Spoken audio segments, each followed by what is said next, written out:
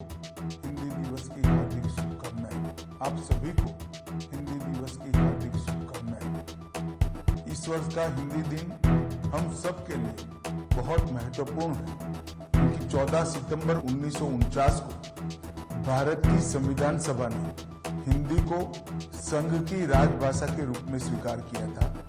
इसका 75वां साल पूरा हो रहा है और एक प्रकार से हम इस वर्ष राजभाषा हीरक जयंती मनाने जा रहे हैं। के लिए राजभाषा के लिए और हमारी सभी राज्यों की अपनी अपनी भाषाओं के लिए बहुत महत्वपूर्ण रहे हैं। हिंदी भाषाओं के लिए बहुत महत्वपूर्ण रहे हैं। हिंदी में कई उतार चढ़ाव देखे हैं, परंतु आज मैं इस मकाम पर खड़े रहकर निश्चित रूप से कह सकता हूं कि हिंदी और किसी स्थानीय भाषा के बीच में कोई स्पर्धा नहीं है।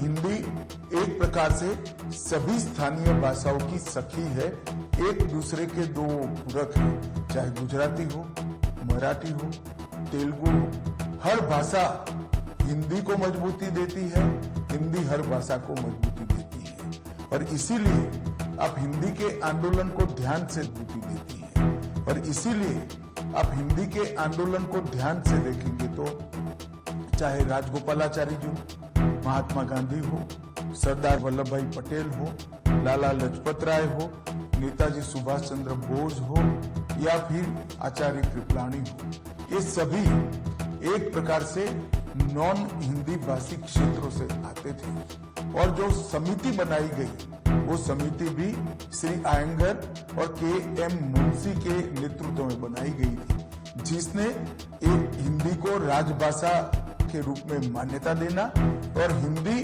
और हमारी बाकी सारी भाषाओं को ताकत देने का एक रिपोर्ट हमारी संविधान सभा के सामने रखा था।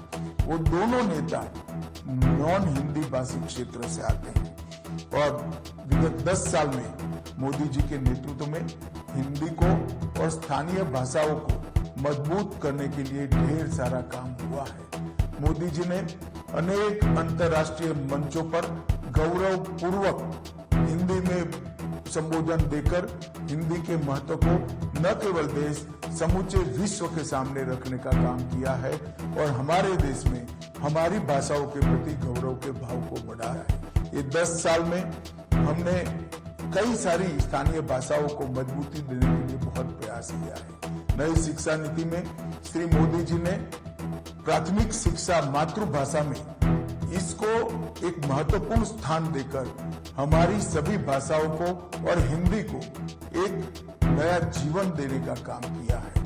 हमने ये 10 साल के अंदर कंठस्थ का टूल बनाया। हमने इस 10 साल के अंदर 4 रिपोर्ट सबमिट किए और हिंदी को सरकारी कामकाज में प्रमुखता से प्रस्तावित करने का काम हमने किया है।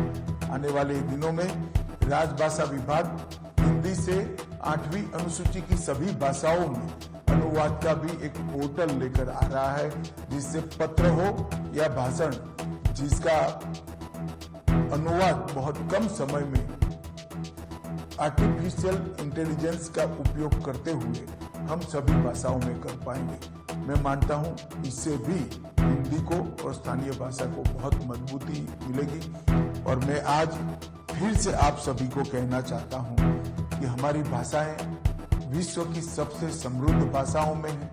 हिंदी ही है जो हम सबको जोड़ने का काम करती है, हमारी सब भाषाओं को जोड़ने का काम करती है। और संविधान सभा की जो स्पिरिट थी कि एक स्वदेशी भाषा में सभी देश के नागरिक एक दूसरे के साथ संवाद करें, चाहे हिंदी हो, तमिल हो, तेलुगु हो, गुजराती हो। हिंदी को मजबूत करने से इस सभी भाषाओं में एक प्रकार का लचीलापन भी आएगा, समृद्धि भी आएगी और एक समाहितता के संस्कार के साथ सभी भाषाएं हमारे संस्कृति, इतिहास, साहित्य, व्याकरण और हमारे बच्चों के संस्कार को भी आगे बढ़ाएगी। अतः मैं सभी देशवासियों को अपील करना चाहता हूं कि हिंदी दिन पर आइए हम संकल्प करें, हिंदी को मजबूत करें, हिंदी के साथ साथ हमारी स्थानीय भाषा को भी मजबूत करें और राजभाषा विभाग का जो ये काम है, ये काम को आपका समर्थन करिए।